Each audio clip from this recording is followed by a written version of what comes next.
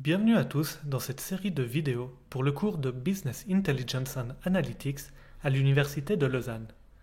Le but de cette classe est de vous donner les bases théoriques et pratiques nécessaires pour la prise de décision en entreprise en utilisant des données. Vous apprendrez comment nettoyer les données, comment les organiser, comment utiliser des données pour faire des prédictions et plus généralement comment extraire de l'information à partir de données. Dans cette vidéo, je vais commencer par vous montrer un extrait du film Moneyball ou Le Stratège. Il s'agit d'une scène où la direction d'une équipe de baseball discute sur quel joueur recruter. Regardons cet extrait ensemble. I like guys like that. They got a little hair on their ass. He looks like a Mantle or a Mays, quite frankly. He's got a baseball body. Matty, who do you got? I like Geronimo. Yes. Guy's player. an athlete, Good player. big, fast, talented. Top of my list. Clean cut, good face.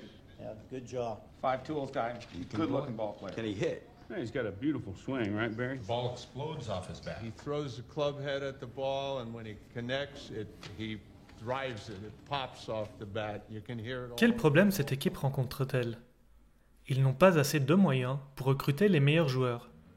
Dans cet extrait, nous pouvons voir que la direction essaye de prendre une décision en échangeant les opinions de tous ses membres. If he's a good hitter, why doesn't he hit good? He is a good Minor hitter. leaguer. He'll be ready. Yeah, so he's going to be a good hitter when we put him up against big league arms. Could be a great I hitter. don't think so. This kid This needs guy some can at bats. play. You give him 400 at bats, he's going to get better. He can play. Si vous regardez le film en entier, vous verrez qu'ils finissent par résoudre leurs problèmes en se basant sur des données.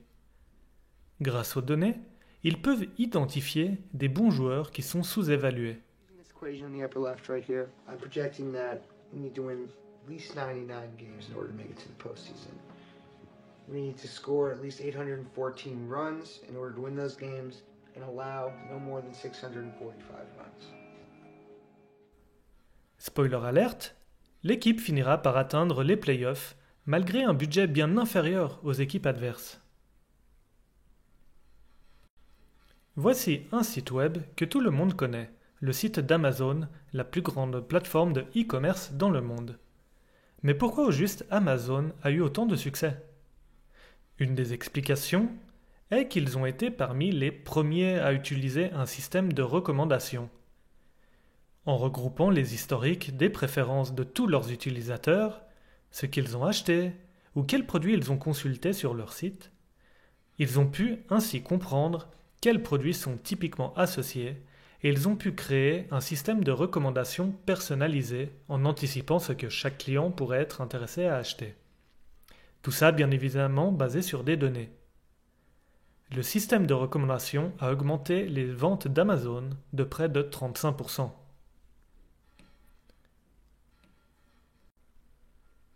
Dans le passé, les décisions en entreprise étaient typiquement prises selon le principe HIPPO, un acronyme en anglais pour Highest Paid Person Opinion, ou en français, l'opinion de la personne la mieux payée.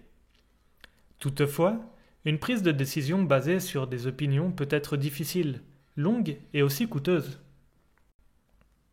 Aujourd'hui, pour rester compétitives, pour augmenter leur productivité et réduire leurs coûts, les entreprises doivent prendre leurs décisions en se basant sur des preuves concrètes, sur des données.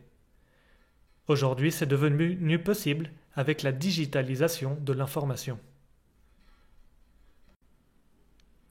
Il y a une phrase célèbre de Edward Demings, l'un des pionniers en contrôle qualité. Demings enseignait le contrôle qualité et le management de la qualité au Japon, puis aux États-Unis. Les produits japonais, tels que les voitures et l'électronique, sont d'aussi bonne qualité en partie grâce à lui. Si vous achetez un piano Yamaha ou une voiture Honda aujourd'hui, vous savez que ce sont des produits très fiables. Demings a dit « Nous croyons en Dieu, tous les autres doivent amener des données ». Demings préconisait l'utilisation des données. Son principe était mesurer, comprendre, améliorer. Après cette courte introduction, nous allons maintenant donner quelques définitions plus formelles. Le business intelligence, ou l'informatique décisionnelle, est défini comme l'usage des technologies de l'information pour les preneurs de décision et les dirigeants d'entreprise. En une phrase, le business intelligence est la science de la prise de décision orientée par les données. Le business intelligence comprend toutes les méthodes et outils qui permettent à une entreprise de prendre des décisions orientées par les données. L'informatique décisionnelle a 3 objectifs: mesurer, comprendre et améliorer. Effectivement, chaque entreprise utilise des indicateurs clés de performance pour mesurer les différentes quantités importantes pour leur business. Des exemples d'indicateurs clés de performance sont la part de marché, la profitabilité, la croissance des ventes, le retour sur investissement, la satisfaction clientèle, et j'en passe. Ces indicateurs sont typiquement des chiffres qui mesurent certaines dimensions importantes pour l'entreprise. Lorsque l'on a mesuré ces indicateurs, l'étape suivante est bien évidemment de comprendre le mécanisme derrière chaque indicateur clé de performance. Pourquoi certains indicateurs augmentent et d'autres baissent, de manière à pouvoir agir sur ces indicateurs. Une fois qu'une procédure pour mesurer des indicateurs clés de performance a été mise en place, en utilisant des données collectées au sein de l'entreprise ou à partir de sources externes à l'entreprise, vous pouvez fixer les objectifs de l'entreprise. Ces objectifs sont toujours évalués en fonction des indicateurs clés de performance. Par exemple, votre objectif peut être d'ordre opérationnel, ce qui va de pair avec l'indicateur clé de performance qu'est la part de marché. L'objectif pourrait se traduire par le but d'augmenter les parts de marché de 10%. L'objectif peut être d'ordre financier, comme par exemple une augmentation du profit de 10%, etc. Dans tous ces exemples, vous constaterez que nous devons avoir un moyen précis de mesurer les indicateurs clés de performance de manière précise. Cela requiert l'utilisation de données fiables.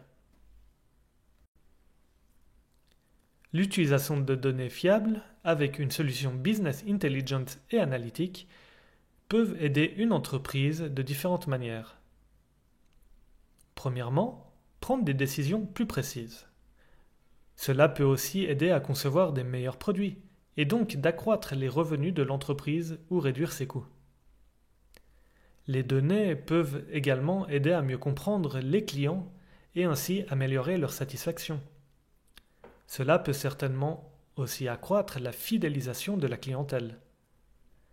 En général, on peut dire que l'informatique décisionnelle aide une entreprise à améliorer sa productivité et son efficacité. Les solutions de business intelligence et analytique offrent des avantages supplémentaires, par exemple en fournissant des outils visuels et des tableaux de bord. Sur cette image, nous pouvons voir un tableau de bord qui permet de monitorer le nombre de nouveaux clients et le nombre de clients qui quittent une compagnie. L'avantage d'un tableau de bord, tel que celui-ci, est qu'il permet de résumer visuellement et de manière concise des données pour aider les preneurs de décision de leurs tâches. Lorsqu'on utilise l'analyse commerciale, nous faisons face à des quantités massives de données. Ce n'est pas quelque chose que le cerveau humain peut traiter facilement de manière efficiente.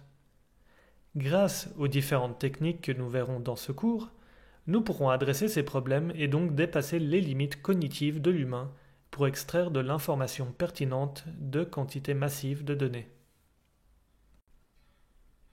La majorité des données qui sont produites aujourd'hui sont digitalisées. Cela implique qu'elles sont accessibles n'importe où sur la planète.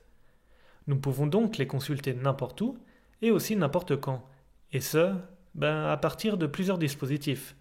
Cela permet par exemple d'avoir des centres d'assistance un peu partout sur la planète, comme par exemple les call centers qui sont pour la plupart maintenant localisés en Inde. Le business intelligence n'est pas un concept nouveau. Dans les années 70, on parlait de systèmes de support décisionnel. Puis dans les années 80, on parlait de systèmes d'information d'entreprise, et ce n'est qu'à partir des années 90 qu'on a commencé à parler de business intelligence, puis d'analytics. Aujourd'hui, le business intelligence est parfois confondu avec l'idée du big data. Lorsqu'une décision doit être prise en se basant sur les données, voilà schématiquement le processus en plusieurs étapes qui est suivi. Étape 1. le problème existant dans l'organisation est identifié. Cela peut être des processus à améliorer. Puis, il s'agit de trouver les données qui permettent de répondre à ce problème. Étape 3. Une fois que les données sont prêtes, elles sont séparées en 2 groupes. L'un des groupes sera utilisé pour entraîner un modèle prédictif et l'autre pour évaluer la capacité du modèle à prédire. Je reviendrai sur ces points dans une prochaine vidéo. Nous choisissons ensuite un modèle que nous construisons. Peut-être qu'il y a plusieurs modèles, et nous regardons lequel a les meilleures capacités de prédiction. Finalement, nous implémentons la solution ainsi obtenue au sein de l'organisation. Nous reverrons ce schéma lorsque nous parlerons des prédictions. Le business intelligence est à l'intersection de plusieurs disciplines. Vous retrouvez notamment les bases de données, le data mining ou exploration des données, la visualisation, le machine learning ou l'apprentissage automatique et les statistiques. Au cours de ces vidéos, nous ne couvrons pas tous les sujets, mais ceux que je vous ai indiqués en orange. Profitons de cette occasion pour définir plus précisément ce qu'on entend par ces notions. Il existe plusieurs définitions pour le data mining. La première définit l'exploration des données, ou data mining, comme l'utilisation des méthodes mathématiques telles que la régression, la classification, le partitionnement de données, l'apprentissage approfondi en vue d'extraire des modèles et de l'information exploitable à partir de données massives. La seconde définit l'exploration des données comme l'extraction de connaissances implicites, non triviales et potentiellement utiles qui étaient jusqu'alors inconnues, et tout ça grâce aux données. Les notions d'exploitable et d'utile sont essentielles dans ces définitions. On peut déduire certains modèles à partir des données, comme par exemple toutes les personnes qui sont enceintes sont des femmes, mais cette information est triviale. Finalement, je vous donne ma propre définition du data mining. L'exploration des données est la combinaison de la science des données, de l'apprentissage automatique et des techniques de visualisation. Le machine learning, ou l'apprentissage automatique, est une branche de l'intelligence artificielle. Le but du machine learning est de faire apprendre à des machines et de les faire se comporter comme des humains en leur fournissant des données et de l'information sans les programmer explicitement pour cette tâche. Voyons ça plus en détail avec un exemple. Si je vous présente un tableau avec des factures par client et vous demande d'écrire un programme qui permette de calculer le total, je suis sûr que vous devriez être capable de le faire. Ce programme serait simplement une boucle for qui accumule toutes les factures. Si je vous présente maintenant des images avec des voitures et vous demande d'écrire un programme qui permette de reconnaître si une voiture est présente ou non sur une image, eh bien là, les choses se corsent. Cette tâche est beaucoup plus complexe. Comment ferez-vous ? Vous utiliseriez les couleurs, la texture ou une autre caractéristique ? Ce n'est pas vraiment clair. Ce que vous pourriez faire est d'écrire un programme générique qui apprend selon des exemples. Une fois que vous avez ce programme, vous pouvez prédire n'importe quoi. Si une image contient une voiture, par exemple, mais aussi si une action particulière devait être achetée ou encore si un client est susceptible d'acheter un produit en particulier. Un exemple typique de machine learning est la détection de personnes dans l'iPhoto d'Apple qui organise vos photos sur l'ordinateur. Le programme détecte les visages, les regroupe et vous demande ensuite d'en labelliser une partie. Ensuite, le programme est capable de classifier automatiquement les visages sur de nouvelles photos. Le programme est donc capable de prédire quelle personne est sur quelle photo. Il demandera uniquement de labelliser une nouvelle photo s'il n'est pas sûr de reconnaître un visage. En général, à travers ces vidéos, vous apprendrez les outils nécessaires aux personnes et aux entreprises qui travaillent dans une économie numérique telle que la nôtre. Chaque transaction, qu'elle soit physique ou digitale, génère des données. Les données produites actuellement sont vraiment massives, et cette tendance va s'accentuer avec le temps. Un exemple frappant de cette tendance est l'adoption de plus en plus répandue des réseaux sociaux qui permettent aux individus et aux entreprises de mieux se connaître, de mieux connaître ses amis, ses clients, leurs préférences, ce qu'ils aiment et ce qu'ils n'aiment pas. Au centre de notre économie numérique se trouvent les données. Parlons-en plus en détail. Où est-ce que les entreprises obtiennent leurs données? Toutes les entreprises ont à minima des données internes, dans une base de données ou plus simplement sous la forme de tableaux Excel qui contiennent les informations sur leurs clients.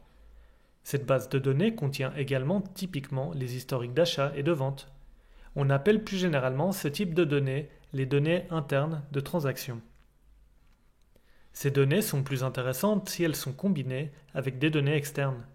Par exemple, cela peut être des données démographiques pour mieux comprendre le profil d'âge des clients. Ces données externes peuvent être publiques, par exemple provenir d'un office de la statistique. Ou alors elles peuvent être achetées à d'autres entreprises. On parle alors de prestations de données. Les données provenant de la compagnie Dun & Bradstreet est un exemple de prestation de données. Combien au juste possède-t-on de données actuellement? On estime la quantité de données à 40 zettabytes, soit 10 puissance 9 terabytes.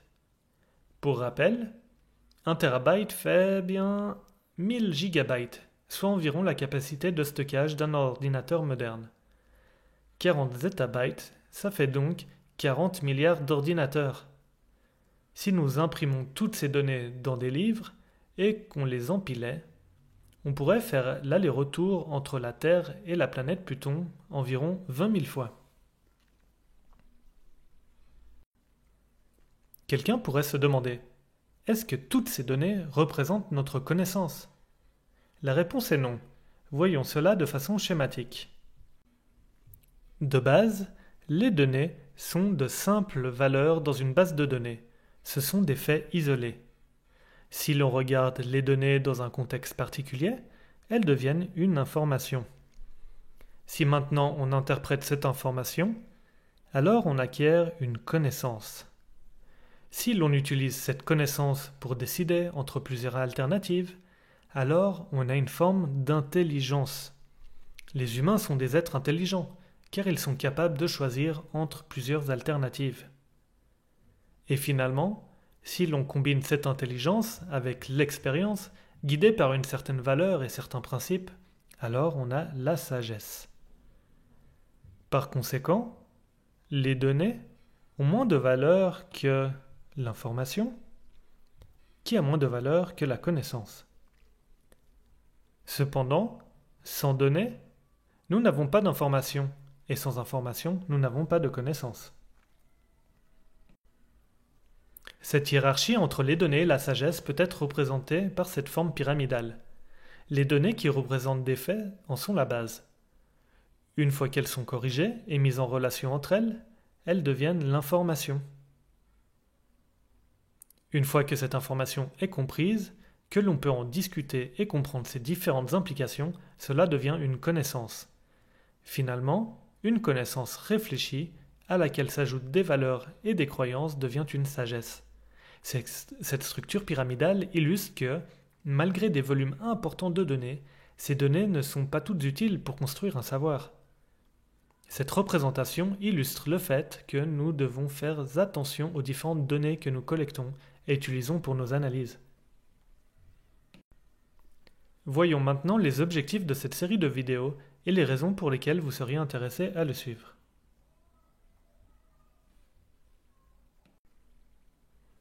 Voyons maintenant les objectifs de cette série de vidéos et les raisons pour lesquelles vous seriez intéressé de la suivre.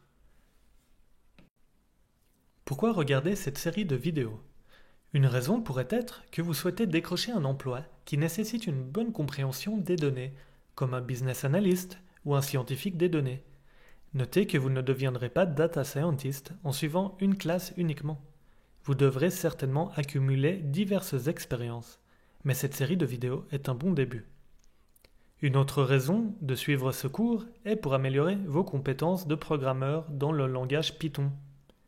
Finalement, cette série de vidéos vous permettra de mieux comprendre certaines notions en data mining, machine learning et des notions comme la régression, la classification et le partitionnement de données.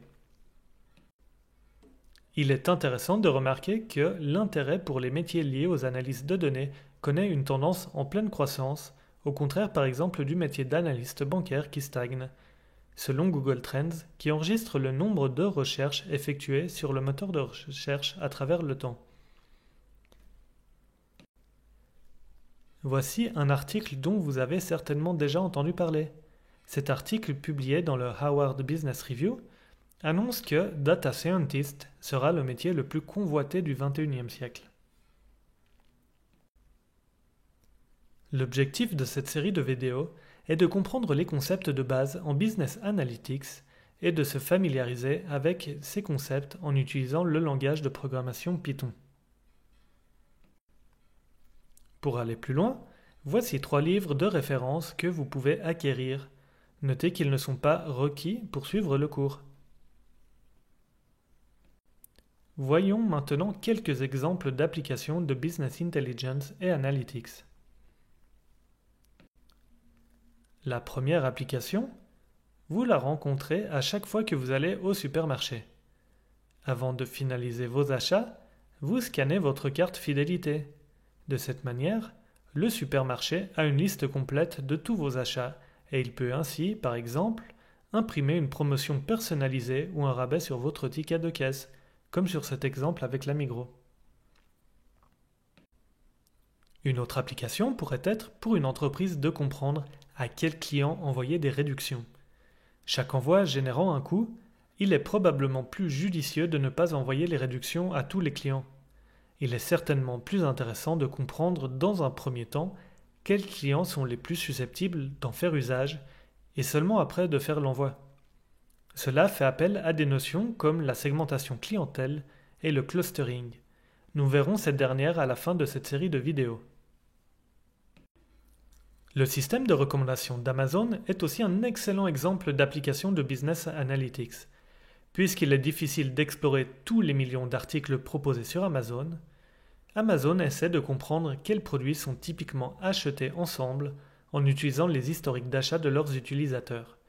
Ensuite, en bas de page, pour chaque produit, Amazon propose des produits associés pour faciliter les recherches.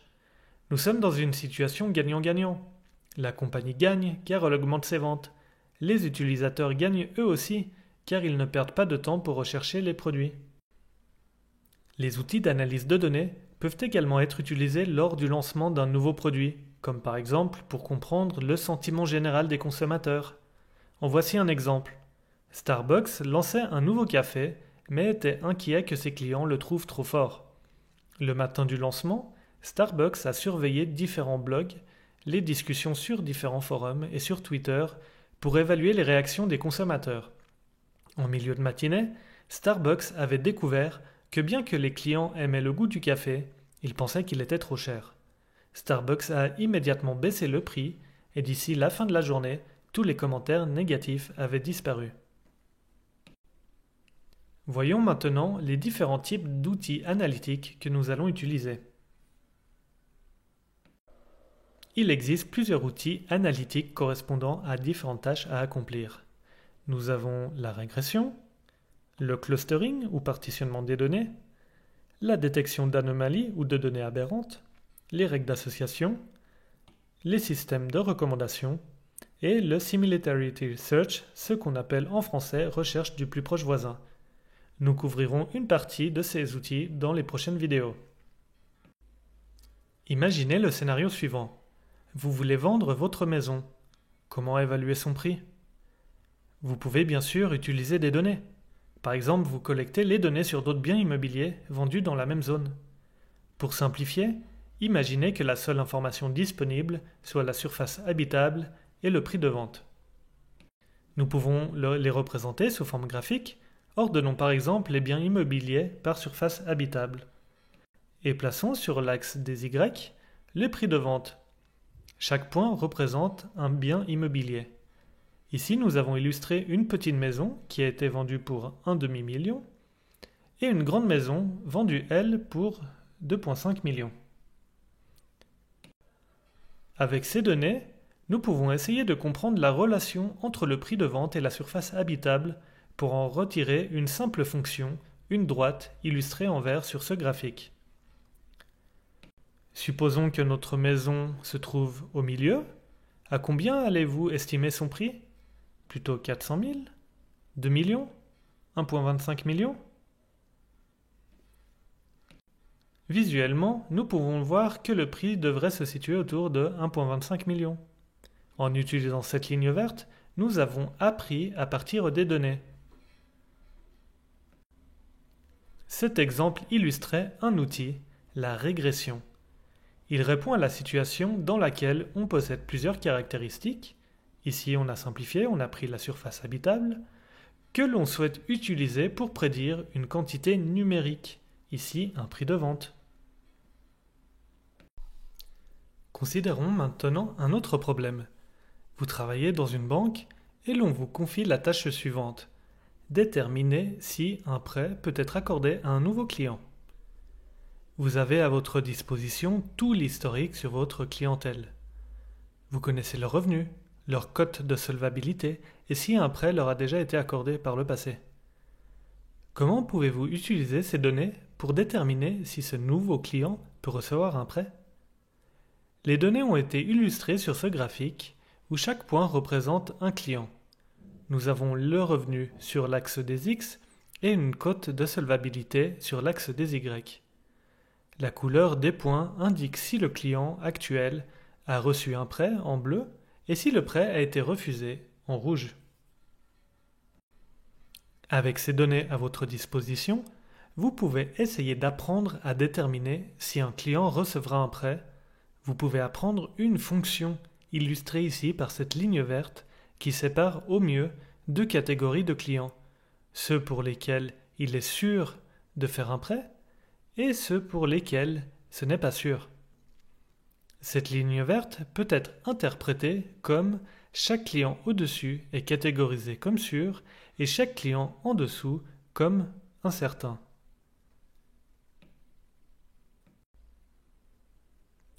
L'exemple que nous venons de voir fait appel à des outils de classification. Si vous souhaitez donc prédire une variable catégorielle, comme dans l'exemple précédent, où on souhaitait catégoriser entre sûr et incertain, nous avons donc un problème de classification. Voyons maintenant un autre exemple. Il vous est certainement déjà arrivé de recevoir un email pour vous prévenir d'une activité suspecte sur votre compte de messagerie. Cela peut arriver si vous vous loguez depuis un nouvel appareil ou depuis un nouvel endroit, qui est inhabituel selon votre historique d'activité. Si vous souhaitez prédire si quelque chose sort de l'ordinaire, alors vous êtes en train de faire ce qu'on appelle une détection d'anomalie. Il y a de nombreuses applications de détection d'anomalies ou de valeurs aberrantes. La détection de pièces défectueuses sur une chaîne de production en est un exemple. La détection de fraude à la carte bancaire en est un autre. Est-ce que vous avez utilisé votre carte de crédit dans un nouvel endroit? Est-ce que les montants sont plus élevés que d'ordinaire? Ce sont des indications qui permettent la détection d'anomalies. Voyons ensemble un dernier exemple. Vous souhaitez ouvrir une boulangerie sur Lausanne. Mais où s'établir? Supposons que vous ayez collecté des données sur la consommation de pain. Vous pouvez essayer d'utiliser ces données pour trouver les zones où la consommation est la plus dense, comme illustré ici sur cette carte. Une fois ces zones identifiées, vous pouvez imaginer construire une boulangerie au centre de l'une de ces zones à haute densité, dans le but d'être au plus proche de clients potentiels. Bien sûr, cette tâche visuelle est très facile à accomplir pour un être humain, mais plus difficile pour une machine. Il existe des algorithmes spécifiques pour le faire, comme le partitionnement en cas moyenne ou le clustering hiérarchique. Donc, si vous souhaitez découvrir des structures dans vos données, vous pouvez utiliser des outils de clustering ou de partitionnement de données. Nous venons d'évoquer plusieurs outils analytiques.